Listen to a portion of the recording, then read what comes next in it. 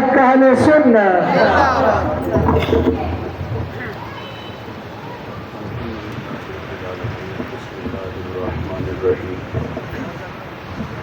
وَلَوْ كُنْتَ فَظًّا غَلِيظَ الْقَلْبِ لَانفَضُّوا مِنْ حَوْلِكَ. صدق اللہ العظیم. روشی پڑھیے گا. الصلاۃ والسلام علیک یا رسول اللہ وعلی آلک و اصحابک یا سیدی یا حبیب اللہ. سادہ کرنے کے لیے حمد و ثنا کے بعد عزت و تکریم کے لائق تشریف فرما مقتدر علماء معزز محتشم حاضرین، السلام علیکم ورحمۃ اللہ. چند باتیں آپ کے گوش گزار کر کے گفتگو سمیٹ لوں گا. دعا ہے اللہ حق بیان کرنے کی توفیق عطا فرمائے. ارشاد باری تعالیٰ ہے، محبوب اگر آپ کا دل سخت اور مزاج تند ہوتا تو یہ لوگ آپ کے گرد کبھی بھی نہ بیٹھتے. جب غزوہ خیبر ہوا تو کچھ لوگ پلٹ گئے، دوبارہ حضور کی خدمت میں حاضر ہوتے ہیں تو آپ صلی اللہ علیہ وسلم افو درگزر سے کام لیتے ہیں. حاضرین مجلس، دین محبت سے پھیلا ہے، دین حسن اخلاق سے پھیلا ہے. آواز کم رکھیں. ایک ہندو شاعر کہتا ہے، یہ لڑتے قبائل کو کس نے بتایا، محبت نہیں ہے تو کچھ بھی نہیں ہے. کائنات کی چمک، کائنات کی رونق، یہ سب محبت کے دم قدم سے ہے. کریم آقا فرماتے ہیں، تم میں اچھا وہ ہے جس کا اخلاق اچھا ہے، اور وہ اچھا نہیں ہے جس کا اخلاق اچھا نہیں ہے. بارگاہ رسالت مآب صلی اللہ علیہ وسلم میں ایک خاتون کا تذکرہ کیا گیا کہ بندہ نواز صوم و صلات کی پابند ہے، لیکن اس کی زبان کے فتنوں سے ہمسایہ محفوظ نہیں. تو فرمایا وہ عورت جہنمی ہے. میرے نبی فرماتے ہیں، گھر خریدنے سے پہلے ہمسایہ اور سفر کرنے سے پہلے ہم سفر دیکھ لیا کرو. ہمسایہ اچھا نہ ملے تو زندگی عذاب ہو جاتی ہے. اور آپ ان لوگوں سے پوچھ کے دیکھ لیں جو اس عذاب میں مبتلا ہیں. ہمسایہ صرف اتنا کہہ دینا کہ ڈیک کی آواز تھوڑی سی ہلکی کر دو، لجاجت سے کہا ہے، یار ترلا کیا ہے، توجہ دلائی ہے. تو تقاضا تھا کہ اس کی اس گزارش پہ تھوڑی سی مہربانی کر دی جاتی. لیکن جو ہم نے رویے دیکھے ہیں، رد عمل جو آتا ہے وہ بڑا بھیانک ہوتا ہے. گانا میرے گھر میں چل رہا ہے، تمہیں کیا تکلیف، اور پھر وہ باش لڑکوں کو مکان کی چھت پہ لے چڑھے گا اور اس شریف آدمی کی بیٹیوں کو چھڑے گا، آوازیں کسے گا، کبھی اس کے دروازے کے سامنے گندگی پھینک جائے گا، روڑے اٹکائے گا. تو اس لیے فرمایا گھر خریدنے سے پہلے ہمسایہ دیکھ لو. بھائی جان، ہمسایہ دیوار کا ہے یا سرحد کا، یہ اچھا نہیں تو زندگی عذاب ہے. اور اگر کسی کو اچھا ہمسایہ میسر آ جائے تو بہت بڑی دولت ہے. ابو حمزہ ایک بہت بڑے محدث گزرے ہیں، ان کے بارے میں مشہور تھا، لوگ کہتے تھے یہ نشہ بیچتے ہیں. منشیات کا کام نہیں کرتے تھے، بلکہ جب حدیث رسول بیان کرتے تو لوگوں پہ نشہ داری ہو جاتا تھا.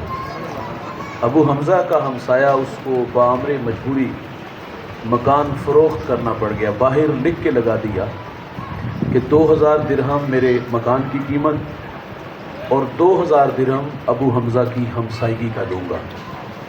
لوگوں کی ایک لمبی لائن لگ گئی 4000 دینار دینے کے لیے. اور جب ابو حمزہ کو پتہ چلا کہ میرا ہمسایہ مکان بیچ کے یہاں سے جا رہا ہے تو آپ نے خادم کو 4000 دینار دیے. فرمائے جلدی جاؤ اور یہ میرے ہمسائے کو دے آؤ اور اسے کہنا کہ یہ ویسے ہی رکھ لو لیکن مجھے چھوڑ کے نہ جانا.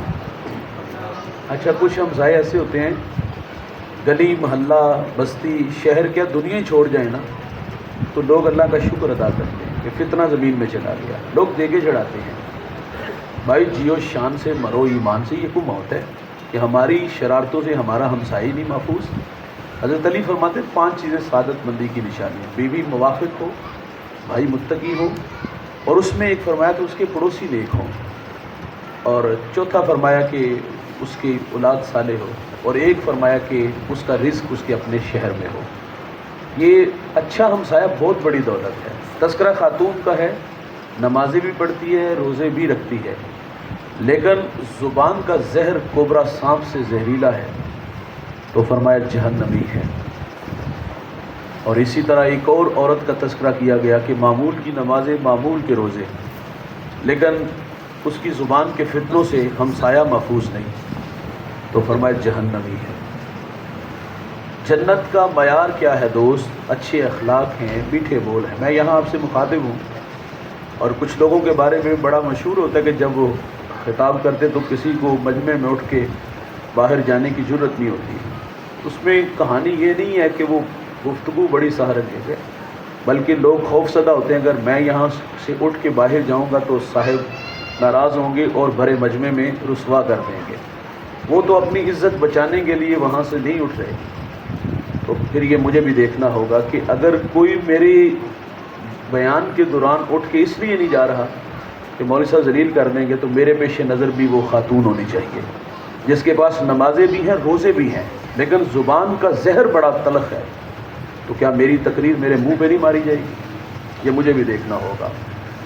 تو اچھے وہ ہیں بھائی جن کے پاس اچھے اخلاق ہیں۔ امام منذری الترغیب والترہیب میں ایک روایت لائے ہیں، یہ 6 صدی کے محدث ہیں، حدیث کی معتبر کتاب ہے۔ بارگاہ رسالت مواب صلی اللہ علیہ وسلم میں ایک شخص کا تذکرہ ہوا کہ بندہ نواز ایک شخص حاضر ہوا جن کا نام نامی اس میں گرامی جابر بن سلیم ہے۔ پہلی ملاقات تھی حضور سے، اور اللہ نے میرے محبوب کو یہ کمال بخشا تھا کہ آپ پہلی ہی ملاقات میں اپنا بنا لیتے تھے۔ سبحان اللہ۔ ان کے بول بہاروں جیسے اور اصحاب ستاروں جیسے، مٹھیاں مٹھیاں بولیاں مدنی ڈول دیاں، کنا دے بچ رہندیاں مشری گول دیاں، میں لب کے لے آواں کتھوں سونا تیرے نال دا، دنیا تے آیا نہ کو تیری مثال دا، میٹھی میٹھی باتیں من میں اتری، ایمان نصیب ہوا، جانے لگے تو عرض کرتے آقا میرے دامن میں حکمت کے موتی ڈال دیجیے۔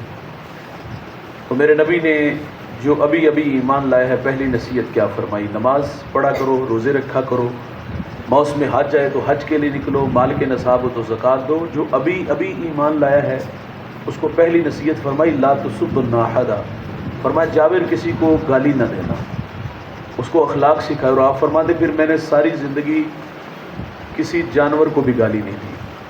معذرت سے کہوں گا بھائی، ہمارے ہاں ہمارے بچے بولنا سیکھتے ہیں تو گالیاں سیکھتے ہیں۔ گالی جب پہلی بار بولی تو گھر کے بڑے سر پکڑ کے نہیں بیٹھے، غفلت کا نتیجہ، زندگی سے گھر سے گالی نہیں نکالی، حوصلہ افزائی کرتے ہیں بھائی، اور اس حوصلہ افزائی کا نتیجہ بڑا بھیانک ہوتا ہے۔ یہ پتھر پہلے ہی ہمارے منہ پہ لگا نا، جب بڑا ہو کے گالی دیتا تو ہم کہتے ہیں ہماری بہو نے اس کو تعویذ ڈال دیے، اس کا کیا قصور ہے، وہ تو ابھی 2 ماہ ہوئے ہیں، 25 سال آپ کے زیر تربیت رہا ہے۔ گالی کا ماحول ہم خود فراہم کرتے ہیں بھائی۔ بچے کوڑا کاغذ ہیں، جو بھی تحریر لکھو گے 1 منٹ ہے، آپ گالی لکھو گے تو گالی آئے گی، جو سکھائیں گے وہی نتائج آئیں گے نا۔ اور اگر ہمارے گھروں کا ماحول قرآن پڑھنے والا، حدیث پڑھنے والا، محمد عربی پہ درود پڑھنے والا ہے تو اس کے بھی نتائج آئیں گے۔ حضرت خواجہ قطب الدین بختیار کاکی رحمۃ اللہ علیہ بہت بڑا نام گزرا ہے۔ کاکی ہندی کا لفظ ہے جس کا معنی روٹی ہے۔ اس نام سے قطب الدین شہرت کیسے پاتے ہیں؟ دھیان سے سنیے گا۔ آپ کی والدہ بچپن میں کہتی بیٹا دامن پھیلا اور اپنے رب سے مانگ، بیٹا جو ہے نا وہ مصلی بچھا لیتا ہے اور اپنے رب سے ہم کلام ہوتا ہے، اور ماں تازہ کھانا بنا کے ساتھ والے کمرے میں رکھ دیتی ہے۔ یہ مشق کافی دیر جاری رہی۔ فرماتی ہے کہ ایک دن، اور قطب الدین کبھی کبھی ماں سے اظہار بھی کرتا کہ ماں میرا اللہ کتنا مہربان ہے، میں اس کے حضور دامن پھیلاتا ہوں تو وہ مجھے تازہ کھانا دیتا ہے۔ ماں خوش ہوتی کہ میرے بیٹے کا رب کے ساتھ توکل کا رشتہ جڑ گیا۔ آپ فرماتی ایک دن میں گھر سے باہر تھی، کام کی غرض سے گئی ہوئی تھی، آنے میں تھوڑی سی تاخیر ہوئی، میرا دل ڈوبنے لگا، خوف کھانے لگا، اللہ میں نے بڑی محنت سے اس کا تیرے ساتھ تعلق جوڑا ہے، آج کہیں وہ کمزور نہ ہو جائے۔ آپ فرماتی جب میں گھر آئی تو میں نے کیا دیکھا، قطب الدین محو استراحت تھا۔ بیدار ہوا تو میں نے پوچھ لیا بیٹا کھانا کھایا؟ تو مجھے کہتے ہیں کہ جی ماں جی کھانا کھایا، لیکن جو کھانا آج کھایا ہے پہلے کبھی نہیں کھایا۔ ہاں، جو مزہ آج آیا ہے پہلے کبھی نہیں آیا۔ یہ مائیں رب سے جوڑتی تھی، یہ آپ نہیں جوڑنا ہے، یہ آپ نہیں سکھانا ہے، آپ سے ہی سیکھیں گے۔ منصور الوی ایک بہت بڑا رائٹر گزرا ہے، وہ کہتا ہے میں نے ایک بچے سے پوچھا بیٹا تو بڑا ہو کر کیا بنے گا؟ تو اس نے کہا میں بڑا ہو کر نور الدین زنگی بنوں گا۔ آپ جانتے نور الدین زنگی کو؟ یہ وہ شخص ہے جس کو حضور خواب میں ملے، میں سو جاؤں یا مصطفیٰ کہتے کہتے، کھلے آنکھ صلی اللہ کہتے کہتے، حضور خواب میں ملے، فرمایا دو چت قبر کتے میری طرف بڑھ رہے ہیں، اٹھو اور ان کا راستہ روکو۔ جب یہ خواب دیکھا تو وضو کیا، مصلی پہ بیٹھ کے رونے لگے، اللہ حضور کے شہر مدینہ کی خیر ہو۔ میرے نبی دوسرے دن پھر خواب میں ملے تو حضور نے فرمایا وہ میری طرف بڑھ رہے ہیں، پھر اٹھے، وضو کیا، مصلی پہ بیٹھے، تڑپ کے کہتے اللہ میرے محبوب کے شہر کی خیر ہو۔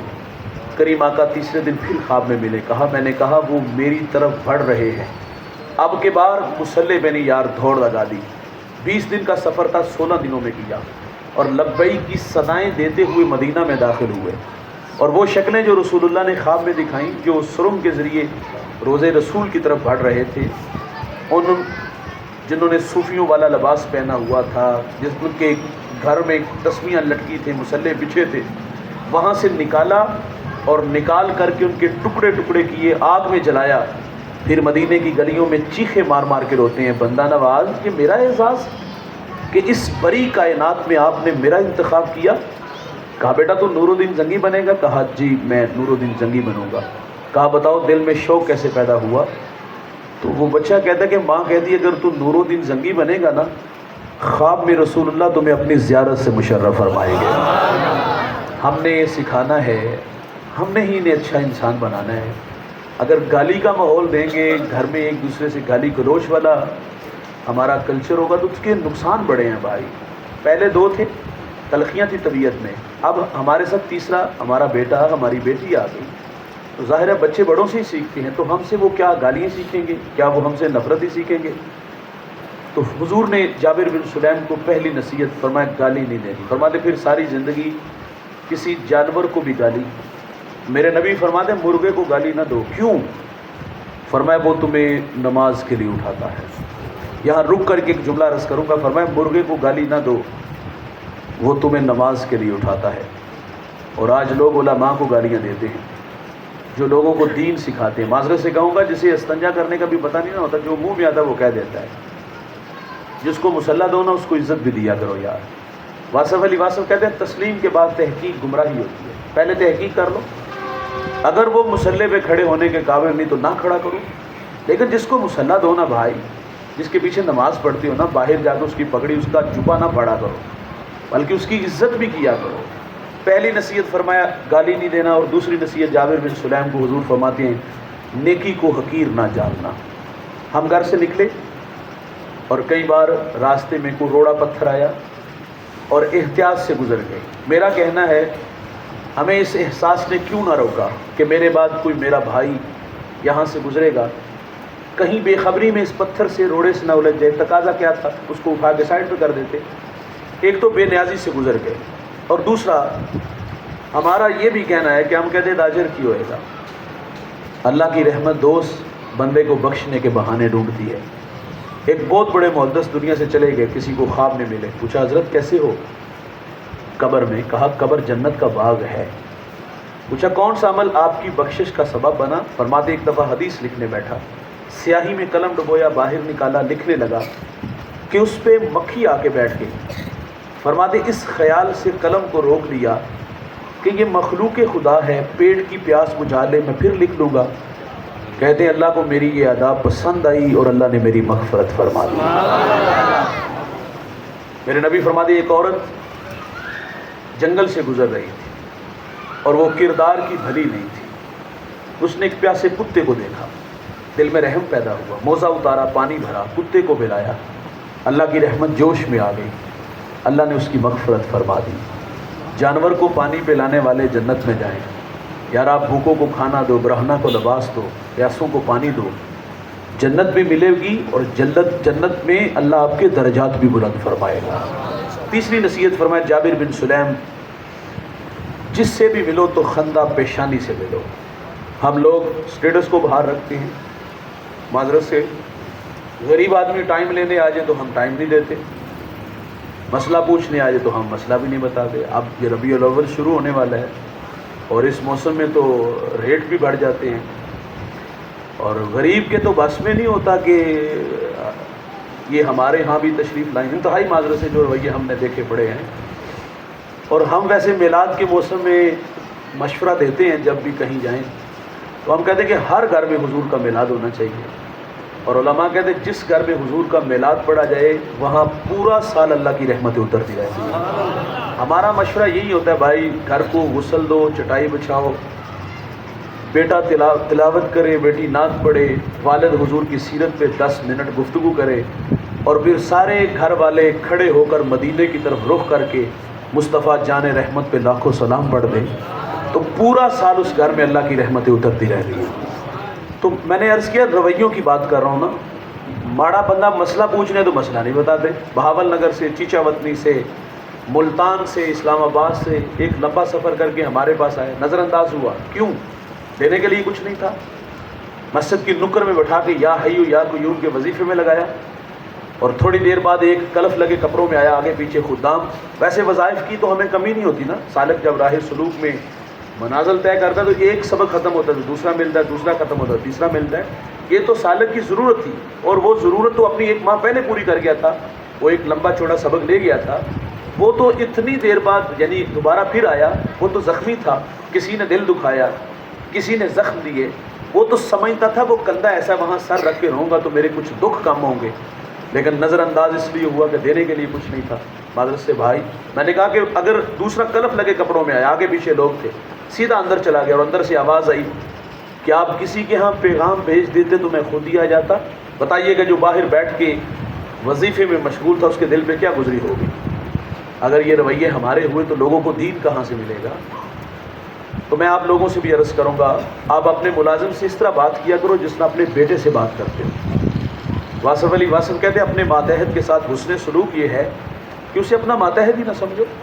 اور واصف علی واصف کا ایک جملہ اور لیجئے گا، آپ فرماتے ہیں بڑا آدمی وہ ہوتا ہے، ایک معیار میں نے آپ نے مقرر کیا، اور ہمارا معیار تھوڑا سا ہٹ کے ہم سمجھتے جس کے پاس دوڑتی گاڑیاں، فلک بوس عمارتیں، بنگلے، پلازے ہوں وہ بڑا ہوتا ہے۔ بھائی کبھی کوئی دولت سے بھی بڑا ہوا ہے؟ دولت تو اللہ کی تقسیم ہے یار، کسی کو اللہ نے زیادہ دی، کسی کو اللہ نے تھوڑی دی، جس کو زیادہ دی اس کا بھی امتحان، جس کو تھوڑی دی اس کا بھی امتحان۔ دولت سے انسان بڑا نہیں ہوتا۔ میاں صاحب تو ایک جگہ تنقید کرتے ہیں، وہ کہتے ہیں بے وقوفاں دے نوکر ویکھے دانش مند سیانے، دولت سے نہیں بڑا ہوتا بھائی، انسان رویوں سے بڑا ہوتا ہے۔ میرے ٹیچر ہیں سلیم دلاوری، بڑا اچھا لکھتے ہیں، حفیظ طائب کے شاگرد ہیں، وہ کہتے ہیں مٹی جے نہ مٹی تے رہی مٹی، مٹی مٹی تے راہ نجات بن گئی، ہستی ہیٹ رہ گئی یاد باقی، پیار کسے دا در سوگات بن گئی۔ بھائی جان یہاں عزت دینے سے عزت آئے گی، ہمارے ہاں بڑا وہ ہے جو دولت مند بڑا ہو، جس کے گھر بڑے ہوں، جس کے پاس جو ہے نا وہ اثاثے زیادہ ہوں، اس کو بڑا سمجھتے ہیں۔ لیکن واصف کا جملہ لیجئے گا، آپ فرماتے بڑا وہ ہوتا ہے جس کی صحبت میں بیٹھنے والے لوگ خود کو چھوٹا نہ محسوس کریں۔ میں دیہات کا رہنے والا ہوں، اور یہ بھی دیہات وہاں ایک چھوٹا سا شہر ہے، تو ہمارے دیہاتوں میں نا کچھ لوگوں کے مزاج ہم نے دیکھے، ہم کہتے ہیں اوقات اشراک۔ اوقات کس کو کہا؟ دولت کو معیار بنایا۔ اور ہمارے دیہاتوں میں کچھ لوگوں کی گردن میں سریانی گارڈر ہوتا ہے، اچھا وہ سارا دن اسی نشے میں گھومتے پھرتے ہیں کہ لوگ ہمیں بڑھ بڑھ کے سلام کریں۔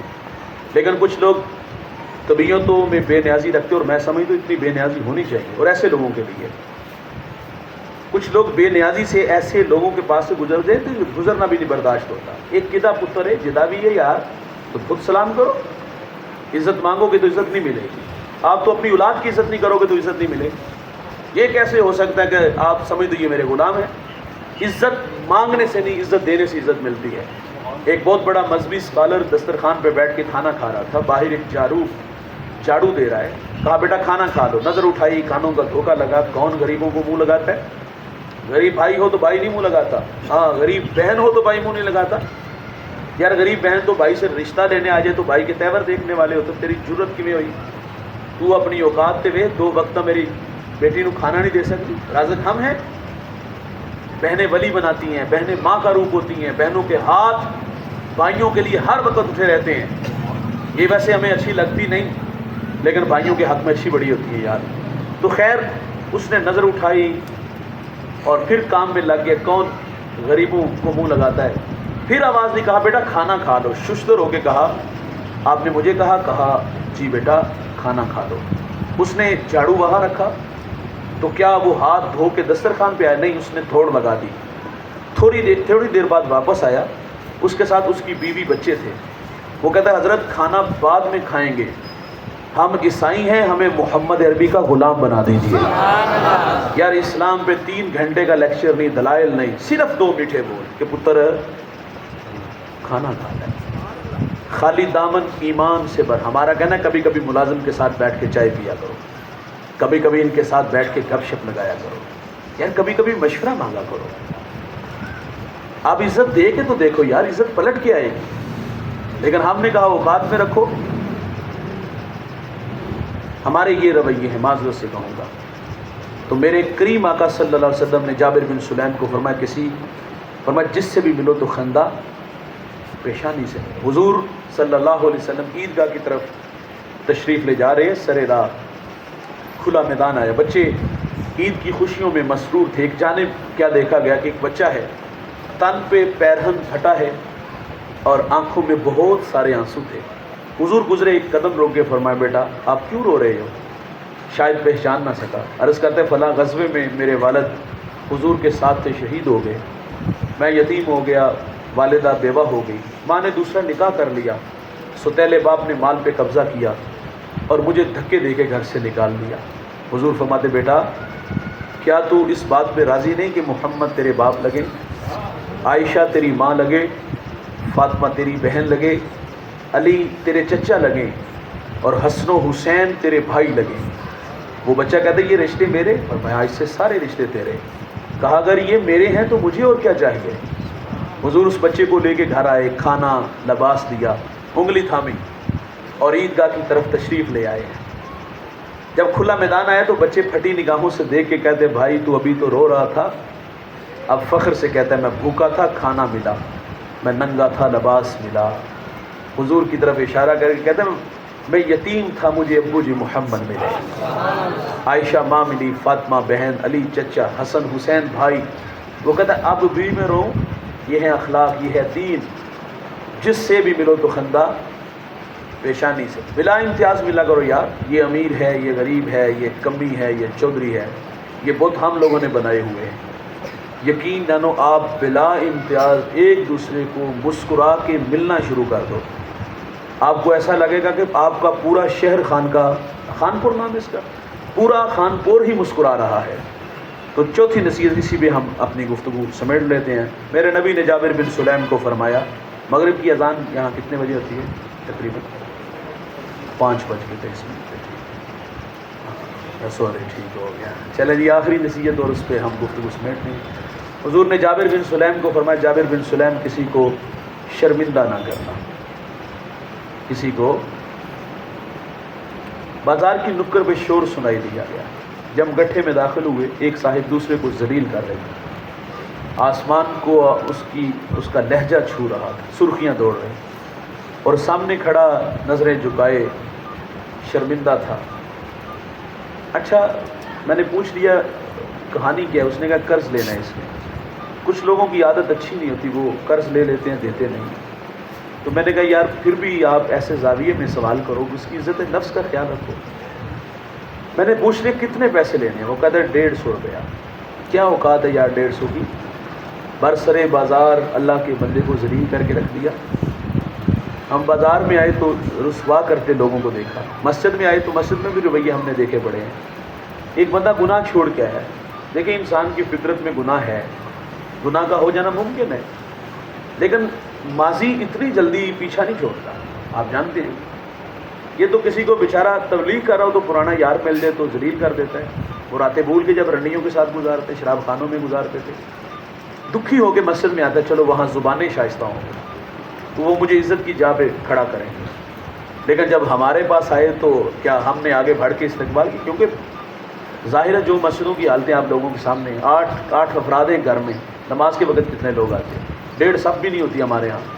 ہمیں چاہیے تھا, ہم خوش ہوتے کہ اس کی پیشانی میں سجدوں کا نور, آنکھوں پر حیا کے پہرے, کانوں میں قرآن کے نغمے, لبوں پہ سونے محمد کے ترانے آئے ہیں.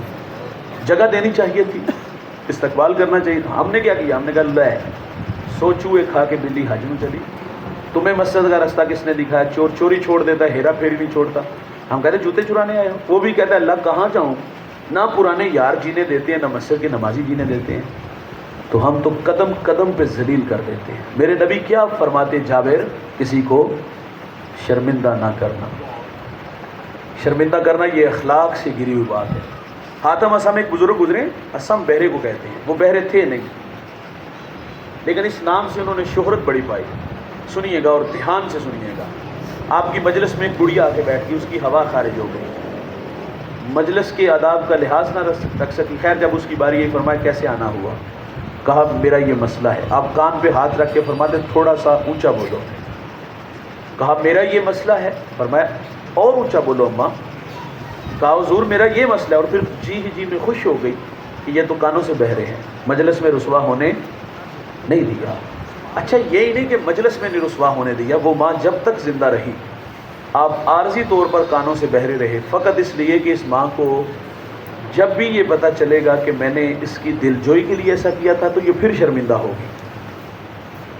تو ہمارا حال کیا ہے؟ بارش برسے، کیچڑ جمع ہو جائے، احتیاط سے گزرے تو بعض کا پاؤں پھسل ہی جاتا ہے. آپ نے کبھی یہ منظر دیکھا ہے؟ اچھا کوئی نہیں ہے. جب وہ گرتا ہے تو وہ سب سے پہلے دائیں بائیں دیکھتا ہے کہ مجھے کسی نے، بعد میں ملاحظہ کرتا ہے چوٹ کہاں، سر پہ، پاؤں پہ آئی ہے. اور جو دیکھ رہے ہوتے وہ آگے بڑھ کے گرتے کو سہارا تو نہیں دیتے، ہم ذلیل کر کے رکھتے تھے. آخری بات گفتگو سمیٹ لیتے ہیں. میرے نبی صلی اللہ علیہ وسلم کی اقتداء میں صحابہ نماز کے لیے گئے. جماعت کا ٹائم تھا. ایک صحابی کی ہوا خارج ہو گئی. اب وہ صف سے اٹھ کے وضو خانے جانے لگے. ظاہر ہے اٹھتے تو نمایاں ہوتے تو شرمندہ ہوتے. اس بات سے ہم بہت کچھ سیکھ سکتے ہیں. ابھی وہ اٹھنا ہی چاہ رہے تھے کہ حضرت عبداللہ ابن عباس رضی اللہ تعالیٰ عنہ عرض کرتے آقا اگر اجازت ہو تو ہم سب جا کے وضو بنا لیں. ہاں اب کیا خبر بھائی کہ کس کی ہوا خارج ہوئی ہے.